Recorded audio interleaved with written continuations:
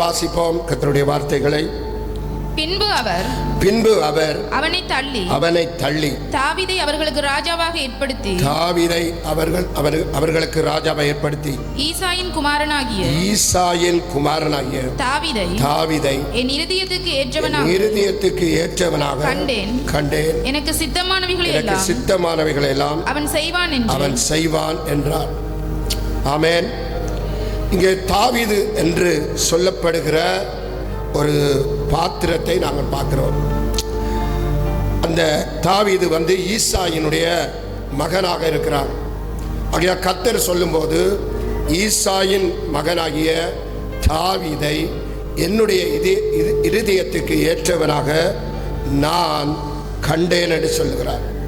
ஆகையால் என் இருதயத்துக்கு ஏற்றவனாக நான் அவனை ஏற்படுத்துவேன், அவன் என்னுடைய சித்தம் எல்லாவற்றையும் செய்வான் என்று இந்த வேதத்தில் பார்க்கிறோம். ஆமென். வேதம் சொல்கிறது, எரேமியா புத்தகம் 1:5 வாசிக்கிறோம். அவைகளை வாசிப்போம். நான் உன்னை தாயின் வயிற்றில் உருவாக்க முன்னே உன்னை அறிந்தேன். நீ கர்ப்பத்திலிருந்து வெளிப்படுவதற்கு முன்பு நான் உன்னை பரிசுத்தம் பண்ணினேன். உன்னை ஜாதிகளுக்கு தீர்க்கதரிசியாய் கட்டளையிட்டேன் என்றார். அப்ப இங்க பாருங்கள், கர்த்தர் அவர்களை தெரிந்து கொள்கிறார். எத்தனை விசுவாசிக்கிறீர்கள்? எங்களை தெரிந்து கொள்கிறார். எரேமியாவை கர்த்தர் தெரிந்து கொண்டார். எங்க தெரிந்து கொள்கிறாராம்?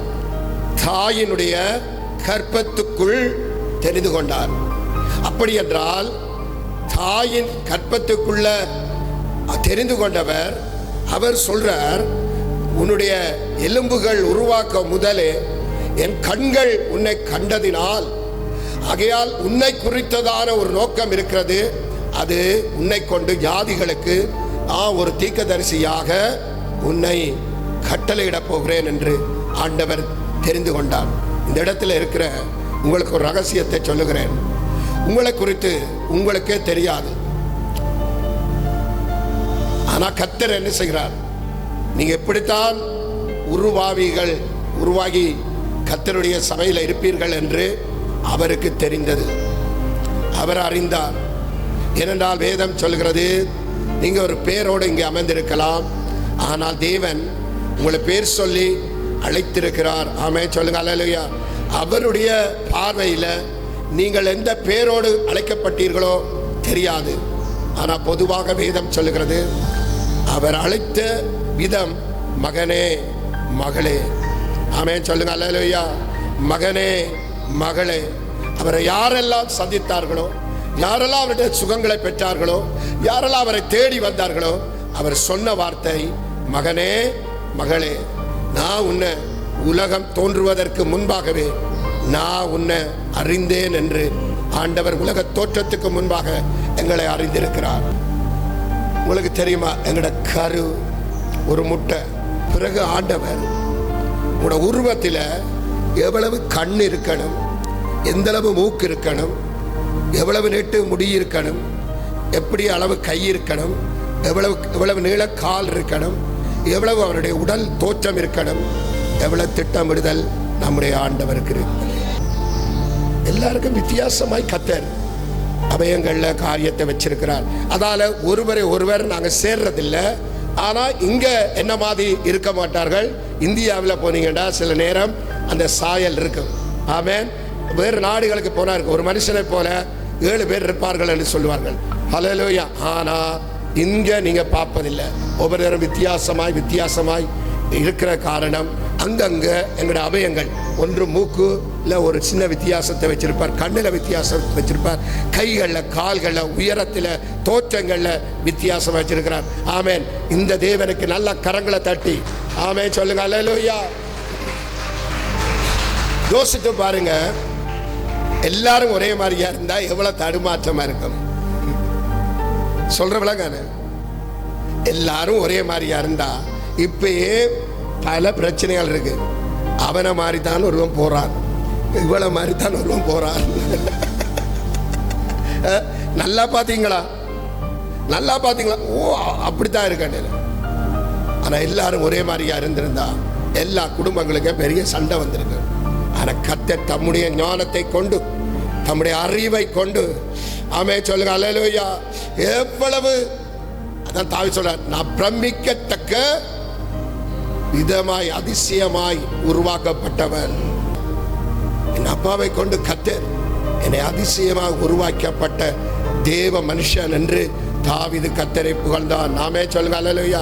இந்த காலை நேரத்தில் பாருங்கள், கர்த்தருடைய தெரிந்து கொள்ளுதல் உண்மையாகவே வேதத்தில் நாங்கள் வாசிக்கும் போது அறிகிறோம். உங்களோட வீட்டில் பலர் இருப்பார்கள், உறவுகள் பலர் இருப்பார்கள், நண்பர்கள் பலர் இருப்பார்கள். நீங்க அவங்களெல்லாம் பார்க்கும்போது ஏன் ஆண்டவர் அவங்கள தெரிந்து கொள்ள இல்லை, தொட இல்லை. ஆனா என்ன மாத்திரம் ஆண்டவர் முன்னமே தெரிஞ்சிருக்கிறாரே. சிலர்ல சில ஆதங்கள் இருக்கு. அவன் ரட்சிக்கப்படணும், அவன் மனம் திரும்பணும். அந்த மனம் திரும்புதலுக்காக, அந்த ரட்சிப்புக்காக நாங்கள் என்னென்னவெல்லாம் எங்களால் எது எல்லாம் அவனுக்கு செய்து காட்டி அவனை கத்தருக்க கொண்டு வரணும் என்று எவ்வளவு முயற்சி எடுக்கிறோம். கவலை என்னென்றால், என்னை தெரிந்தவர் அவனை தெரியலையே, என்னை உருவாக்கினவர் அவனை உருவாக்கலையே, என்னை ஆசீர்வதித்தவர் அவனை ஆசீர்வதிக்கலையே என்ற ஒரு பாரம், என்ற ஒரு அங்கலாய்ப்பு ஒவ்வொருத்தருக்குள்ள இருந்து கொண்டே இருக்கும். அதால சில நேரங்களில் சில அவமானங்கள் நீங்க பட்டிருக்கலாம் கிறிஸ்துவின் நிமித்தம். ஆண்டவர் சொல்றார், கிறிஸ்துவின் நிமித்தம் துன்பப்படுகிறவர்கள் பாக்கியவான்கள், ஆனா ஒரு நாள் அவர்கள் ஆறுதல் அடைவார்கள். ஆமென் சொல்லுங்க அல்லேலூயா. உங்களை பலர் பலவிதமாய் பழித்திருப்பார்கள், தூற்றி இருப்பார்கள், எள்ளி நகையாடி இருப்பார்கள், ஏளனம் செய்திருப்பார்கள். நீங்க நடந்து போகிற நேரம் எல்லாம் உங்களோட அசைவை பார்த்து சொல்லியிருப்பார்கள். ஆனா ஆண்டவர் உங்களை நேசிக்கிறார். ஆமென் சொல்லுங்க அல்லேலூயா. வேதம் சொல்லுது, கிறிஸ்துவினுடைய அங்கே சுவிசேஷம் சிலுவையை பற்றிய உபதேசம் கெட்டு போகிறவர்களுக்கு பைத்தியமா இருக்கு, ரட்சிக்கப்படுகிற எங்களுக்கோ அது தேவ பலனா இருக்கு. தேவ பலம் எங்களுக்கு ஒவ்வொரு நாளும் கர்த்தருடைய சுவிசேஷம் என்னை ஆண்டு கொண்டிருக்கிறது, சுகங்களை தந்து கொண்டிருக்கிறது, விடுதலையை தந்து கொண்டிருக்கிறது, சந்தோஷங்களை தந்து கொண்டிருக்கிறது, மகிழ்ச்சியை தந்து கொண்டிருக்கிறது. வேதம் சொல்லி நாங்கள் உயிரோடு இருக்கிறது அவருடைய பெரிதான சுத்த கிருபையா இருக்கு. இன்றைக்கு உங்களை ஏளனம் செய்தவர்கள், நகைத்தவர்கள் எண்ணிப்பார்கள், யாரும் இல்லை. சிலர் உயிரோடு இல்லை, சிலர் உங்கள் இடத்திலே இல்லை. இருந்தாலும் பல போராட்டங்களுக்குள்ள இருப்பார்கள். ஆனா என்னை உங்களையும் கர்த்தர் சந்தோஷமா வைத்திருக்கிறார், சமாதானமா வைத்திருக்கிறார். அது பெரிய கிருபை. ஆகையால் உங்களை முதலாவது தெரிந்து கொண்டார் என்றால் உங்களுக்குள்ள ஆண்டவர் ஏதோ ஒரு விசேஷ கிருபையை கண்டார், அழைப்பை கண்டார். அதனாலதான் சவுலை ஆண்டவர் தள்ளிவிட்டு ஆண்டவர் ஈசாயின் வீட்டுக்கு அங்கே சாமுவேலை அனுப்புகிறார். அவர் ஈசா என்ன செய்கிறார், தன் வீட்டில் இருந்த 7 பிள்ளைகளை காட்டுகிறார். ஒவ்வொரு பிள்ளைகளும் சாமுவேலுக்கு முன்பாக வரும்போது சாமுவேலுக்கு தெரியல எப்படி கர்த்தருடைய தெரிந்து கொள்ளுதல். அருமையானவர்களே, இந்த இடத்துல இருக்கிற உங்களை கர்த்தர் ஒருவரா அறிவார்.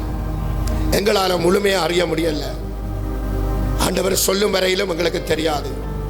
ஆனா தேவன் எங்களை ஆராய்ந்து அறிகிறவர். நான் சொல்ல, நான் நடப்பது, நான் அமர்வது, நான் எழுவது, உட்கார்வது, பேசுவது எல்லாமே அவர் அறிவார்.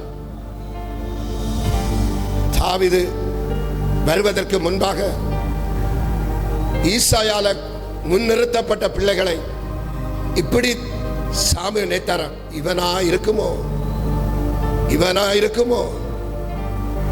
கர்த்தர் தடுக்கிறார். நான் தேடுகிற மனுஷன் இவர்கள ஒருவருமே இல்லை. உங்களோட வீடுகளில் கர்த்தர் உங்களை தேடின போது பலர் நினைச்சிருப்பார்கள், நான் தான் கடவுளால் ஆசீர்வதிக்கப்பட போறேன்னு நினைச்சிருப்பார்கள். ஆனா நடந்தது அப்படி இல்லை.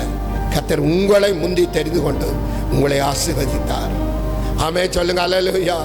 உங்களை முந்தி தெரிந்து கொண்டு கர்த்தர் ஆசீர்வதித்தார். கர்த்தருடைய ஆசீர்வாதம் எங்களை குறையாமல் இருப்பதற்கு கர்த்தர் எங்களோட கூட இருப்பார். ஆமென் சொல்லுங்க அல்லேலூயா. நான் இருக்கக்கூடாது என்றுதான் அந்த தீர்மானத்தை எடுத்தார்.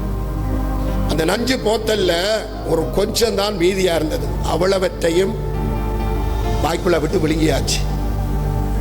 பிறகு குடிக்க இயலாது, பிறகு தொடவே மாட்டோம், தொடுறதுக்கு வாய்ப்பே இல்லை. அவ்வளோ ஒரு பயங்கரமான சம்பவம் இருந்தது. நான் ஏன் இதை சொல்றேன்னு சொன்னா, கர்த்தர் எங்களை தெரிந்து கொண்டா அவர் கைவிட மாட்டார். ஆமே சொல்லுங்க அல்லேலூயா. அவர் என்னத்துக்கு தெரிந்து கொள்றாரோ அதை செய்யும் அளவும் அவர் சொல்றார், நான் உன்னோட இருப்பேன். ஆமென். அங்கங்க பிரச்சனைகள் வரும். நான் சொல்ற அபயங்கள்ல சில இழப்புகள் வரும். ஈரல்ல பிரச்சனை வரும், காட்டுல பிரச்சனை வரும், கைகள்ல வரும், கால்கள்ல வரும், எல்லாம் நடக்கும். கண்கள்ல வரும், காதுகள்ல வரும், சில நேரம் அவமானம் கூட வரும்.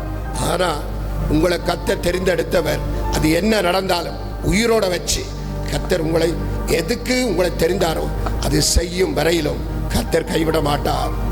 கர்த்தர் கைவிட மாட்டார். எத்தனை விசுவாசிக்காமே.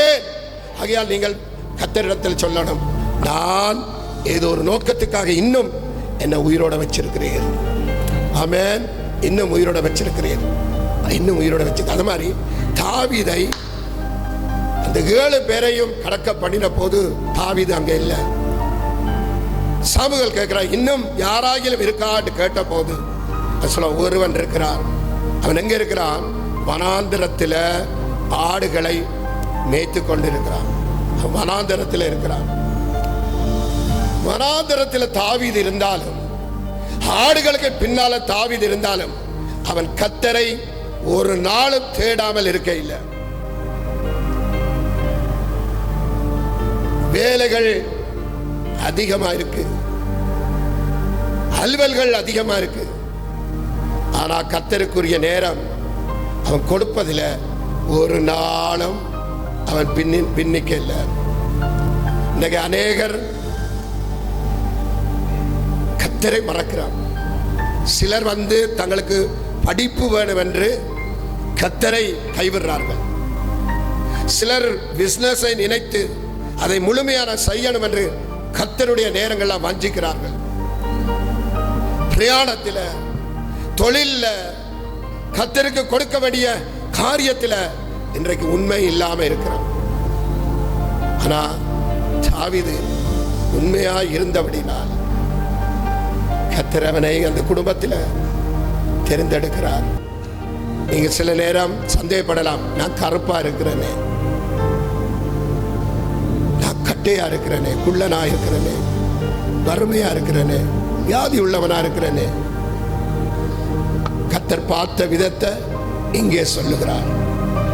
கர்த்தர் பார்த்த விதத்தை அவர் சொல்லுகிறார். கர்த்தர் 2வது 3வது மகனை ஈசா காட்டும் போது அவர் சொன்னார், சாமுவேலே, நீ முகத்தை மாத்திரம் பார்க்கிறாய், நானோ இருதயத்தை பார்க்கிறேன். ஆமென் சொல்லுங்க அல்லேலூயா. தாவீதை கர்த்தர் ரசித்த விதம், ருசித்த விதம், ஏற்றுக்கொண்ட விதம், அவன் சிவந்த மேனியுள்ள மனுஷன். எத்தனை விசுவாசிக்கிறீங்க? கர்த்தர் என்னையும் அப்படித்தான் என் அபயங்களை பார்க்கிறார். ஆமென் சொல்லுங்க அல்லேலூயா. சிவந்த மேனி உள்ளவன், அழகிய கண்கள் உடையவன், நல்ல ரூபம் உள்ளவன். ஆண்டவர் சொல்றார், உன்னை நேசிக்கணும். எத்தனை பேர் சொல்றீங்க என்ன நான் நேசிப்பேன்? இது கர்த்தர் தந்த உடல், ஆண்டவர் தங்கி இருக்கிற ஸ்தலம், ஆலயம். உங்களை பார்க்கிறவர்கள் எல்லாரும் உங்களை தூரமா வைக்க மாட்டார்கள், உங்களை சந்தோஷமா ஏற்றுக்கொள்வார்கள், மகிழ்ச்சியா ஏற்றுக்கொள்வார்கள். கர்த்தர் உலாவுகிற இடத்துல தாவீது வந்து நின்றார். கர்த்தருடைய பிரசனம் இருக்கிற இடத்துல தாவீது வந்திருந்தார். தாவீது எப்படி தோற்றமளித்தார்? வேதம் சொல்லுங்க, சிவந்த மேனி உள்ளவன், அழகிய கண் தோற்றம் உள்ளவன், அழகான ரூபமுடையவன். ஆமென். அடுத்த வசனம், அப்பொழுது கர்த்தர் இவன்தான். ஆமென். இவன்தான். பாருங்க, கர்த்தர் எவ்வளவு எப்படி தெரிந்து கொள்கிறார். இந்த காலை நேரத்தில் உங்களையும் கர்த்தர் இப்படித்தான் சொல்லி இருப்பார். ஆமென் சொல்லுங்க அல்லேலூயா.